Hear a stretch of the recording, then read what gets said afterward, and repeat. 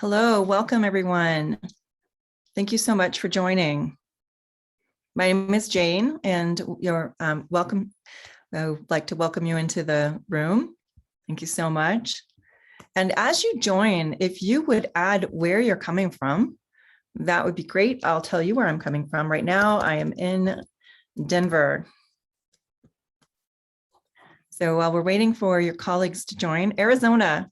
Hey, I went to high school there. Central Illinois, Pennsylvania, New Jersey, Marina. Or Mary, okay, lots of Californians, Arizonans, Texas, awesome. So good to have you here. Oregon, Ohio, all the O states are here, Jeanette. Look at everyone coming in from Wisconsin, Washington State, Kansas, Arkansas. Oh my goodness. San Diego and New York. Thank you, East Coasters. Thank you so much, East Coasters, for joining us. And we know it's late where you are. You've had a long day. Alaska, welcome. Woodland. We still have some folks joining us. It's so great to have you in the room. Welcome, New Jersey. Beautiful. Oh, great. It's so great to see everybody. And we've got some Colorado too. I'm in Colorado, coming at you from Colorado. Boy, Jane, I am so excited all day today. I've been thinking, and I did some research last night about, neuroscience. And as a, 20-year educator, I feel like it's an area that I need I need some time to digest, but I'm so excited for you to just synthesize a couple of things for us today and give us some takeaways. So thanks so much for everybody for being here. I'm Jeanette Simonson. It's very nice to meet everybody virtually. I'm Jane Patterson. It's so good, so good to meet all of you. Thank you so much for joining us. And I'm glad you're excited about this. I am just fascinated by what we're discovering about the brain and what those implications are, of course, for our learners and for ourselves as educators. So tonight, I'm just going to go ahead and jump right in. So let me share my screen and then let's learn some things together. So thank you, everyone, for your interest. Thank you. So let's get started exploring the brain. All right. So you know us, you've met us before, Jane and Jeanette. If you've been on before, welcome. If you've joined us before, welcome back. And if you have not, welcome to your first webinar, Jane Patterson, Jeanette Simonson. And let's get started. All right. So we often start with a strategy that includes all voices in the room. And there's a particular reason why we wanted to include the I'm in strategy, but I'll share with you how this works. So what you're going to do in just a moment is you're going to say how you're feeling, and you're just going to affirm that you're in, but share how you're feeling in the chat. And what that looks like, what we'd like you to do is to look at this feelings wheel. So if you've been in our professional learning before, we start here. And this is so important for us to create an environment of trust. We really need to understand that our teaching and learning environments can be very complex. And, you can't always just come in with a smiling face. We hope we do, but there are times when we don't. And it's really important to be authentic. We're going to talk about the role that authenticity plays in trust as well. So for now, if you would, take a look at this wheel, and hoping you can see it here. So if you work kind of from the inside out, just pop into the chat how you're feeling. And then you can say, so for instance, I'm feeling really joyful. I'm feeling extremely energetic today. I'm stimulated by this topic. I'm stimulated by the people who are interested here and interested in this topic. There are 81 of us in this room now, and more I see coming as well. So thank you so much. So say how you're feeling and say that you affirm that you're here, in body, mind, and spirit by saying I'm in. So go ahead and pop that into the chat. So we'll look at this wheel for just another, about another 8 seconds or so. Jane, what I love about this wheel, and this one's different than maybe if other people have seen it before, that it has more half positive, half negative. We've got a lot of great feelings going on here. And I say all of them are great, because even if you're sharing that you're feeling frustrated or overwhelmed, these are great to know where you're at and to honor where you're at. not only you yourself honor it, but us as facilitators, us as teachers out there, to really honor where our students are at. Lots of really good, boy, those of you out there, we've got peaceful, joyful, thankful, contented, stimulated by topic, responsive, lots of really great things. So it's knowing where you're all at, and then what do we do with that? This is exciting. Thanks everybody for participating. Thank you so much. And yes, thank you for that, Jeanette. And just, one of the things we're learning in neuroscience is that we really have to create a place for people to come in into an environment with their whole selves. We start here, and then we start where we are. So good to know how you guys are all feeling tonight. What we're going to look at today, our outcomes are that we hope that we're all together, we're discovering what's happening in the brain when we trust and when we lose trust. And we'll look at some Thrively features that help build trust. So we want to understand this from this kind of cutting edge science, but also what are the practical applications of this? So we'll look at that today. All right. For those of you who don't have an account, please do create one, and you can go to thrively.com and please join as an educator. Go ahead and allow your Google account to link to Thrively. And I think we can put that in the chat as well. Thank you, Jeanette. So we're so excited to have you join us. Please create an account if you haven't. There are a lot of incredible free resources in the platform that you can use, but we hope that you join as a pro educator, pro school, or pro district. You will, if you do, then Jeanette and I will be very happy to support you on this, on your Thrively journey. So we're going to go ahead now, and we're going to talk about the neuroscience of trust.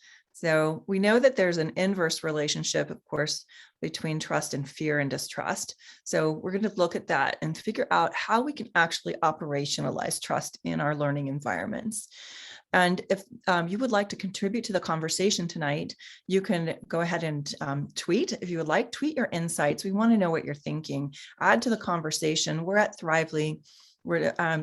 Trust is a component of social emotional learning, and of course strengths as well.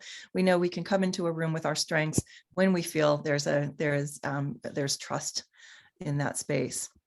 All right, so let's take a look. I'll go a little bit deeper. So we know that we have learned, right? Science has proved actually that building a culture of mutual trust, right? It's two-way, multi-directional, right? That can improve relationships and increase our happiness. So the benefits of trust we're going to continue to look at as we explore some of this research. So we also know, that trust can be broken pretty easily. So we know our brains are hardwired to trust others. This is just who we are. This is for survival. They're hardwired to trust others, but when that trust is betrayed, as you see here, that short circuits our neurobiology, and it makes it really, really hard to trust again. And this is what, I don't know if those of you who have done any research into Tony Breich's work, Breich and Schneider, but they talk a lot about trust in schools. So important, relational trust is so important. And that is that trust that is extended and reciprocated, right? It's built, extended, and reciprocated. So we're going to talk about that this evening. All right. So before we do, Karen Pittman, just brilliant person. If you've been with us before, you may have seen this video, but what she's going to share with us is this idea that engagement and trust are inextricably linked. So let's listen to her for a moment, and then we're going to get into the science. Young people's racial and cultural identities are critically important. And we have to acknowledge that the way we have set up opportunities for learning and development are not always respectful of the diversity that we have in this country. As we are thinking about how to maximize chances that young people are thriving, it's important to let them lead with their identity. Not bury it, but lead with it. Show it off, be proud of it, actually display it, to perform it, to put it up on the stage, to put it up on the screen, to make videos about it, to write poetry about it. So they are really bringing themselves into the room, if I come into a space and I don't trust this space and I don't bring my full self into this space, the behavior that you see may not be reflection of my competence. It's a reflection of me not being motivated to show you what I have because I don't trust this situation. If I don't have a relationship with you and I don't get to be a little bit more of who I am, you're going to slow down my learning and development by not knowing me. Schools and community organizations and families and the overall sort of environment of the community are all playing a role in shaping the experiences and contexts and relationships where learning happens. That basically is what the science of learning and development has told us, that all adults, all settings, all experiences matter.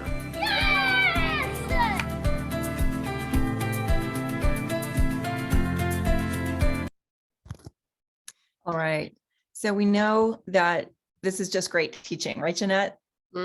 Absolutely.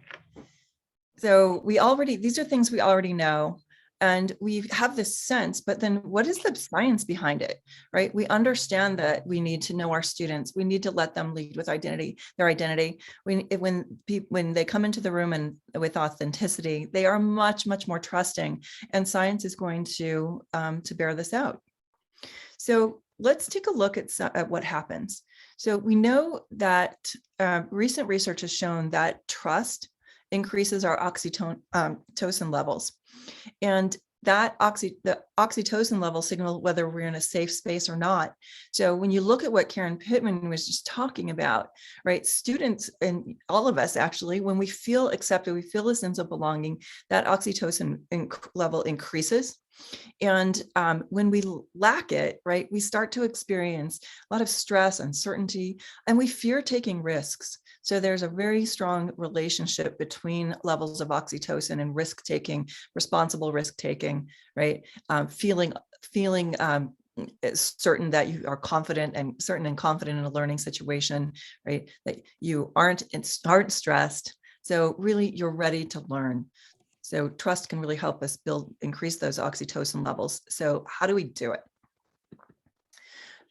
So when we are actually in a place of trust, we know that that person who feels that sense of trust will increase their own empathy. So research has proved that. We're going to look at the research in a second. We increase our bond to other people. And that's what we're trying to do is build right in our learning environments, right, is to build those relational ties, make those bonds strong and supportive and trusting. When we trust, we'll also build greater number of connections. So it's really important for socialization. And we know that we can give love, which is really important, but we can also receive it. So we're in a safe place to do that. You know, Jane, what I love about this too, and we've got some questions that are popping up. I'm happy to share the presentation, and I'm hoping a lot of you are leaders and people in your schools that are modeling this. I know, when I've had, and I was just sharing this with Jane earlier, I've had some incredible principals who just live and breathe all of this. So I'd love to hear the stories. You guys are asking some great questions in the chat, and hear some stories about how you currently either are building trust in your community, could be your classroom community or your school community, but also how do you feel that you start to trust somebody? And I think this last piece, give and receive love, it's hard to do, right, Jane? When you're feeling discouraged, you're feeling some of those feelings that we're feeling, how to overcome that. This is really a powerful self-reflection opportunity. Yeah, thank you for bringing that up. And that latter part, receiving love, right? It's sometimes easier to give it even when you're not feeling particularly trusted, but very hard to receive and feel worthy of that. So we want to ensure that every single person in our realm of relationships feels that sense of worthiness and self compassion. Here's some of the research. You guys can check this guy out. He's got a bunch of videos on TED Talks and other videos on YouTube. So we just synthesized some of this, so you get a sense of where we're going with this tonight. So Paul Zak, let's take a quick listen. Does this have something to do with this parallel system of empathy that people talk about? Bingo. You just got it. So the more molecule is the empathy molecule. And that's why I teased you with this little test tube, right, which I brought along. Right. So it all comes back to blood. So we're going to find morality in your blood. I really want to focus on why we would ever trust a stranger. And it's something that we do quite readily, and we don't have a good sense of why we do it. I'm going to explain very clearly how we measure trust in the lab and how we've been able to characterize the chemical basis for trust. So that's going to be one of the main themes I'll talk about. Well, we've been talking with Paul Zak, and I certainly look forward to your presentation coming up. Thanks very much. Right. Okay. When humans, it's known to be released by the brain when women give birth or breastfeed. It's released during sex by both sexes, and that's all we knew about it until 6 years ago. But in animals, oxytocin was associated with bonding to mates, for animals that live together, and what we might call cooperative behaviors. So I had this idea, well, maybe oxytocin would facilitate trust between human beings. Experiment to test whether oxytocin made us trust strangers, right? So this began my odyssey studying oxytocin. And here's what I learned. Your body has no store of oxytocin. It's directly synthesized by the brain only when you need it. More than that, it has a very short half-life, 3 minutes. And what I want to do is I want to measure trust at the same time. The trust part was easier. Turns out the experimental economists had developed a task that measured trust in a laboratory. I said, well, I think I could use that task. Okay, so what do we find? We found that just like in these animal models in which when one animal approaches in a calm, in a cooperative way, the brain releases oxytocin, the more money individuals received denoting trust, the more their brains released oxytocin, and the more oxytocin they had on board, the more they reciprocated. This is huge, right? First of all, we just found the first non-reproductive stimulus to induce oxytocin release. And second, we showed why we trust people. We trust them because we think they're going to be trustworthy, right? Why else would you trust somebody? It's not altruism. You're trying to say, look, I trust you because I think something's going to happen. So take a look at the whole study when you have the opportunity. Does this have something to do with this? Hold on, Paul, we don't need to hear it again. But this is obviously incredibly truncated. But this is a study. The study had to do with receiving money and then giving that money out and seeing if that would have a multiplying effect. And there was this relationship between how much you would be willing to give and then take a look at that. But what he did was he took that economic study and he said, well, if we know that this increases, right, does this increase our oxytocin, right? And that was what he tested. So he kind of merged a few different studies, checked the whole thing out, but it's really, really interesting. There's an article we can link in the Harvard Business Review. So he's sort of an economist and a neuroscientist. So check out the entire study to see the details of it. But really what he's saying here is, right, that the more we trust someone, the greater amount of oxytocin we produce, but it's short-lived. So how can we grab that? How can we create more opportunities for that, for a greater amount of oxytocin? And that leads to tremendous benefits. So if we look, we're going to go ahead and Does this have something? hold on. So when we're building and maintaining trust, here are a couple of things to think about. That if we recognize progress immediately, and this all comes from his article, by the way, we recognize progress immediately, that's going to increase oxytocin because we all like to be recognized for our accomplishments. So recognize it quickly. We'll show you how you can do that in Thrively. Another suggestion is introduce an attainable challenge with concrete goals. He says you build a greater amount of oxytocin when you're actually challenged. Kids like to be challenged. We all like to be challenged, but we need that challenge to have an actionable and concrete goal. We need to understand the parameters of it and understand what the possibilities are. So we need to frame those really carefully. Then he says, allow for increased autonomy. when people feel, and this is true for us as educators, right, wherever we work in our workplace, as young learners, adult learners, that having that sense of increased autonomy makes us feel like, okay, this person trusts me to actually accomplish this. And that increases your oxytocin. If we have to work at intentionally building relationships, he says. Yes, absolutely. Organically, we all think, yes, we all agree that we trust each other, we're in a good space, but we have to take the initiative to build those relationships. And Thrively can help you do that. We'll show you some ways that Thrively can help with operationalize all of these things. So how do we facilitate whole person growth? So whether you are an educator or a student, or an employee somewhere in a for-profit organization, it is absolutely essential, right? It isn't just transactional. Do something, you get a grade, right? Don't do something, right? If you don't do it, you get a poor grade. If you do it, you get no grade. If you do something well, you get an A. So that's all very transactional. And what the research is saying is that it really is the facilitation of the whole person, their system of values, their goal orientation, all of that. And provide consistent feedback. I'm going to show you how we can do that in Thrively, but there are so many great ways to provide feedback that isn't going to kill you at night.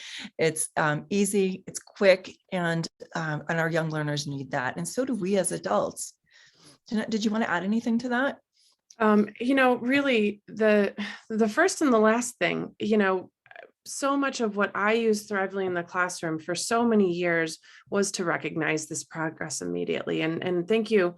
Karen, I think, shared how she uses a mood meter, to know it's if middle school, high school, and even any kind of departmental situation, you've got kids coming in, and I can't tell sometimes non-verbally how they're doing, if they haven't eaten, have they slept, all of that. So really, both, how are our schools building trust, and how is that a common theme that I can walk into a principal's office immediately if I'm feeling bad as a teacher and say, hey, I need some help today, or that my principal notices, right?